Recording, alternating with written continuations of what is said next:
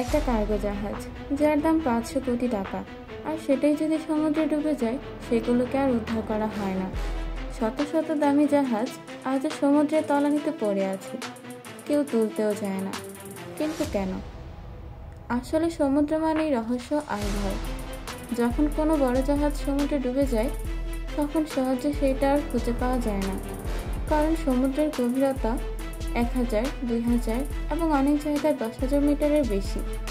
ডুবে যাওয়ার জায়গাটা যদি জানা থাকে তাহলে একটা সাবমেরিন বা রিমোট কন্ট্রোল রোবট দিয়ে খোঁজা হয়। কিন্তু সমস্যা হলো এই রোবট চালাতে লাখ লাখ ডলার খরচ হয়।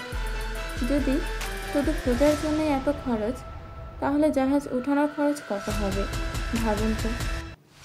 ধরুন একটা কন্টেইনার শিপ যেটায় আছে হাজার হাজার টন মাল। জাহাজটা 300 মিটার লম্বা, আর সেই জাহাজটা তুলতে গেলে লাগবে হেভি ডিউটি ক্রেন শিপ, ডুবুরি টিম, সাবমেরিন আর একদল এক্সপার্ট ইঞ্জিনিয়ার। আবার ডুবে যাওয়ার সময় অনেক জাহাজ এমনভাবে ভেঙে পড়ে যে সেটা আর উঠানো সম্ভব না। কিছু কিছু সময় জাহাজে কাদা বা রেখে গিয়ে এমনভাবে আটকে যায় যেমন টানলেই ভেঙে যাবে। তখন যদি কোনো কেমিক্যাল, তেল বা পারমাণবিক পদার্থ ছড়িয়ে পড়ে পরিবেশে মারাত্মক ক্ষতি হতে পারে। এই ভয় অনেক সময় উদ্ধার কাজ বন্ধ করে দেওয়া হয়। সমুদ্র সবসময় শান্ত থাকে না।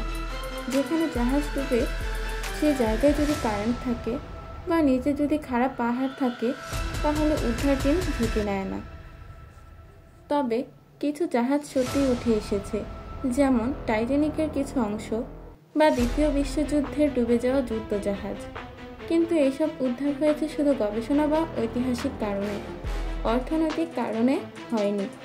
যেটা কাজে লাগে না সেটা তুলেও লাভ নেই। এই ধারণা থেকেই বাণিজ্যিক জাহাজগুলো ফেলে রাখা হয়। এই জন্যই আজ সাগরের তলদেশে ঘুমিয়ে আছে হাজারো কোটি কোটি টাকার জাহাজ।